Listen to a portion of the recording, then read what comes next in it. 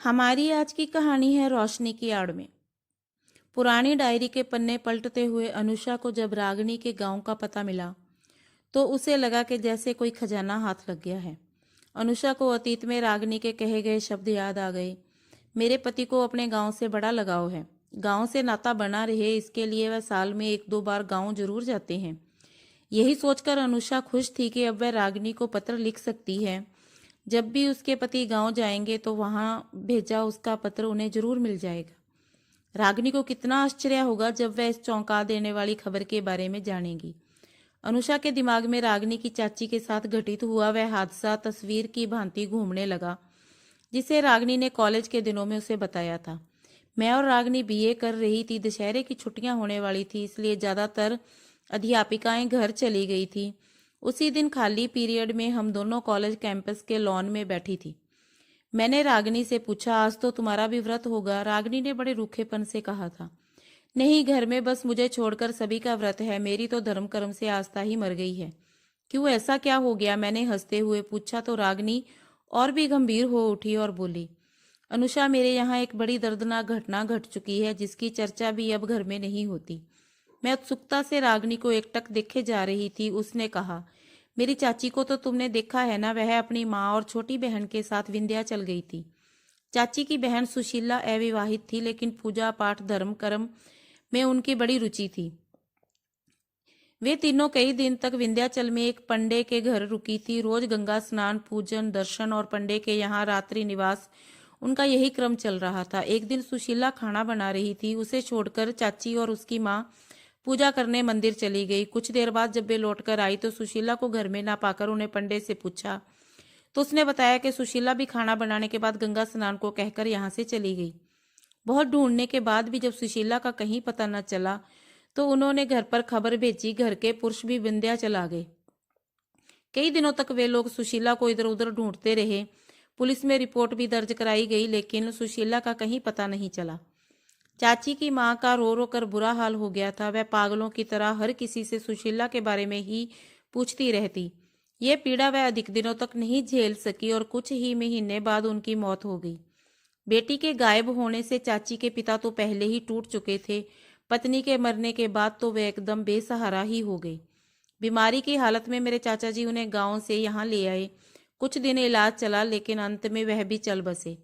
उसके बाद तो सुशीला मामले का अंत सा हो गया। अब उस घटना की एकमात्र गवाह मेरी चाची ही बची है जो सीने में सब कुछ दफन किए बैठी है। उनकी हंसी जैसे किसी ने छीन ली हो। इसलिए मुझ पर हमेशा पाबंदियां लगाए रहती हैं। इतना समय जाना है, इतने समय तक आना है, तरह तरह की चेतावनी मुझे देती रहती है। मुझे चाची पर बड़ा गुस्सा आता था। उनकी टोका टाकी से परेशान होकर मैंने एक दिन चाची को बुरी तरह झड़क दिया।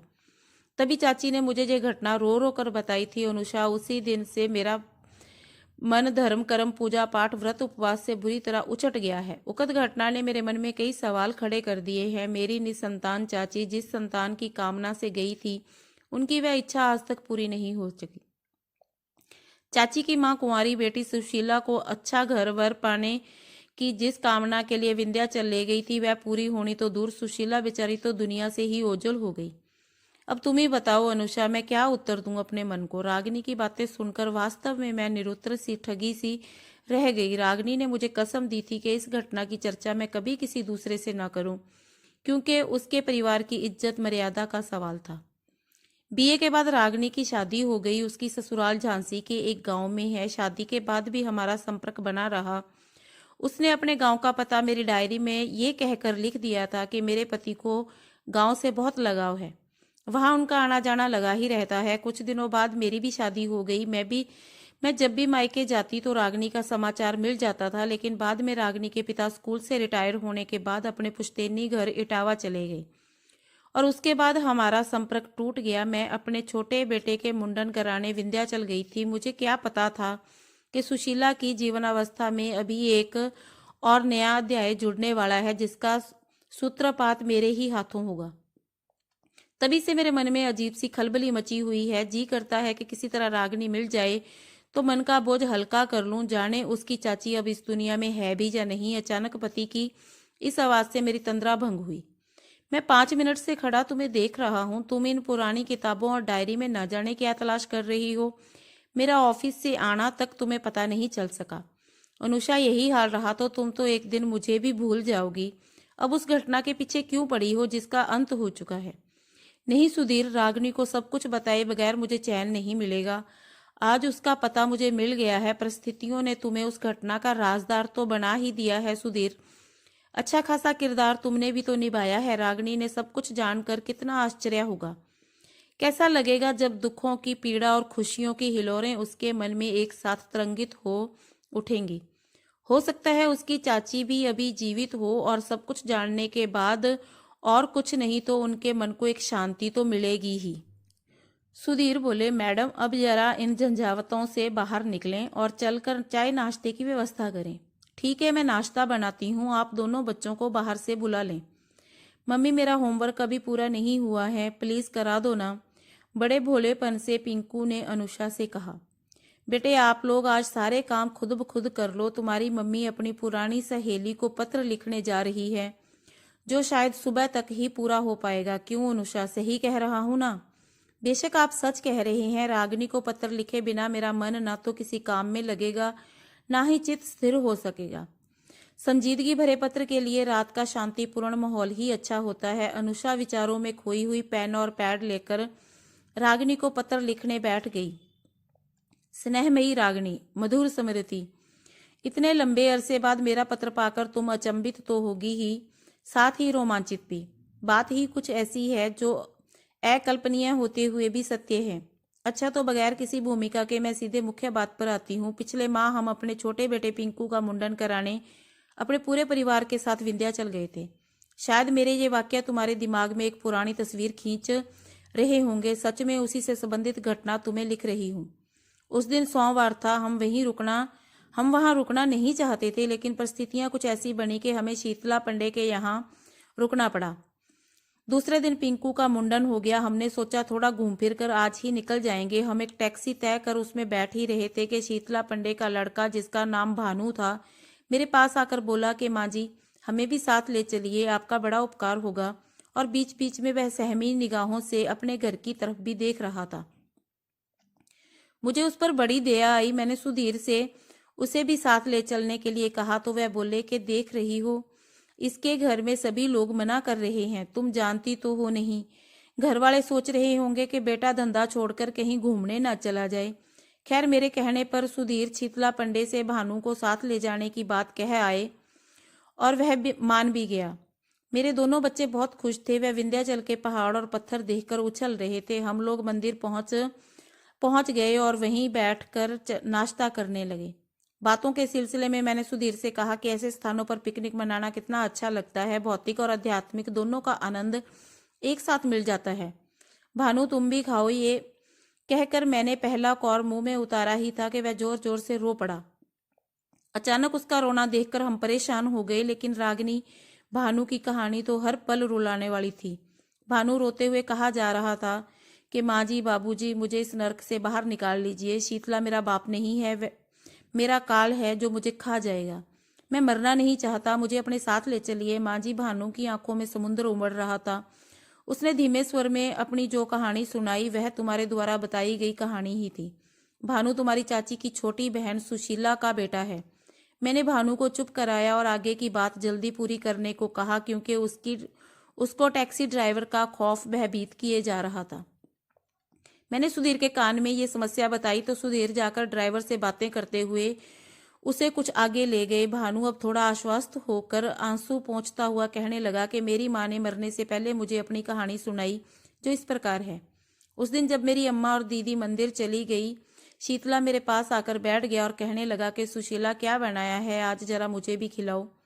मैं थाली में खाना लगाने लगी तो शीतला बोला कि तू तो बड़ी भोली है सुशीला, मैं तो ऐसे ही कह रहा था। अच्छा, खाना तो बना ही चुकी हैं, चल तुझे आज घुमा लाऊं। अभी अम्मा और दीदी आ जाएं तो साथ ही चलेंगे सब लोग।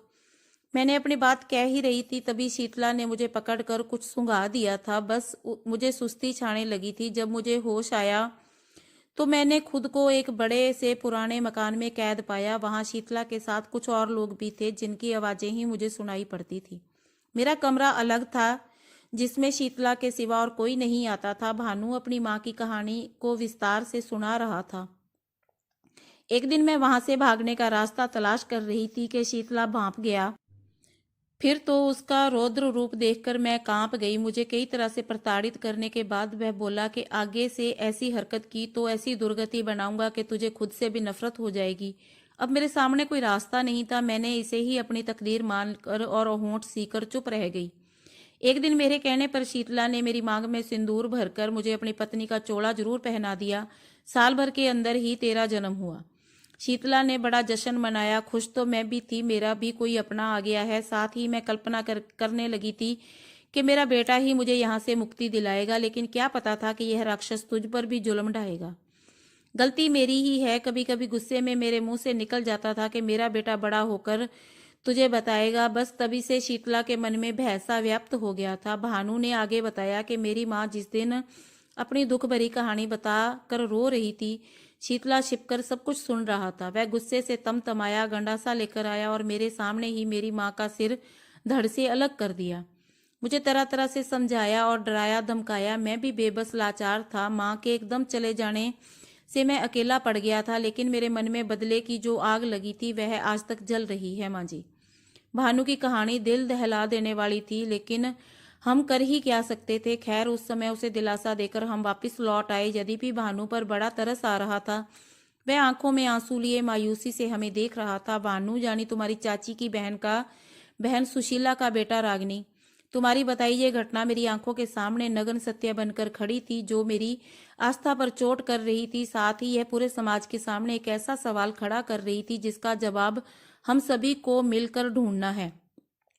खासकर हम औरतें अपनी मर्यादा पर यह प्रहार कब तक सहती रहेंगी, इसका जवाब भी हमें खुद ही तलाशना है। धर्म की आड़ में धर्म के ठेकेदार कब तक ये नंगा नाच करते रहेंगे? ऐसे अनेक सवाल हैं रागिनी, जिनके जवाब हमें ही तलाशने हैं। खैर, अभी तो मैं अपनी मुख्य बात पर आती हूँ।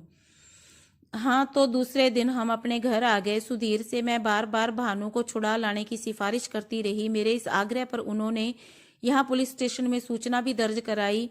यहाँ से विंध्याचल थाने पर संपर्क करके जांच पड़ताल शुरू की गई। यहाँ से पुलिस टीम विंध्याचल गई। दुर्भाग्य से वहां के दरोगा की सांठ-गांठ भी शीतला से थी, जिससे शीतला को पुलिस कार्रवाई की भनक लग गई, लेकिन पुलिस उसे गिरफ्तार करने में सफल हो गई। भानु ने पुलिस के सामने कई रहस्य उजागर किए। खैर, तुम्हें ये जानकर खुशी होगी कि शीतला को आजीवन कारावास हो गया और उसकी संपत्ति जब्त कर ली गई। भानु 8वीं तक पढ़ा था, सो आजकल वह एक सरकारी दफ्तर में चपड़ासी है। उसने अपना घर परिवार बसा लिया और अपना अतीत भूलकर यह एक नई जिंदगी जीने का प्रयास कर रहा है। उसका ये कहना कितना सच है कि धर्मस्थलों में एक शीतला नहीं, अनेक धूर्त शीतला अभी भी मौजूद हैं, जो देवी देवताओं की आड़ में भोली जनता और महिलाओं का शोषण कर रहे हैं। मैं सोच सकती हूँ कि मेरा पत्र पढ़कर तुम्हें कैसा लग रहा होगा, पर सब कुछ सत्य है। मिलने पर तुम्हें विस्तार से सारी बातें बताऊंगी। भानु अपनी माँ द्वारा दिए नाम से ही अब जाना जाता है। पत्र का उत्तर फौरन देना। मुझे बेसब्री से इंतजार रहेगा। प्रतीक्षा के साथ, तुम्हारी अनुषा।